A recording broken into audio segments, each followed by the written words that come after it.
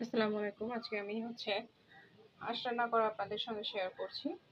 তো প্রথমে হাঁস রান্নাতে এমনি দেখবেন যে একটু তেল বেশি দিতে হয়। হাঁসের মাংস, গরুর মাংস এগুলো তেল যায়।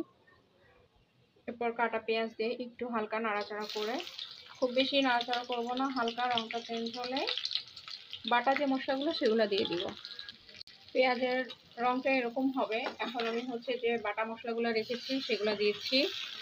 বাটা মশলার মধ্যে আছে ধনিয়া বাটা, জিরা বাটা, আদা বাটা, রসুন বাটা, পেঁয়াজ বাটা, এলাচটা বেটে দিয়েছি, আর গোটা গরম মশলা দিয়েছি, শুকনা মরিচের গুঁড়া দিয়েছি, আস্ত শুকনা মরিচ কিছু ভেঙে দিয়েছি, আর অল্প কিছু কাঁচামরিচ দিয়েছি।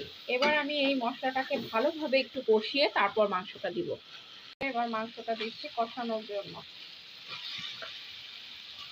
এখানে আমি কষানোর জন্য একটু পানি মোটামুটি দিব, কারণ হাঁসের মাংস তো ভালোভাবে কষাতে হবে।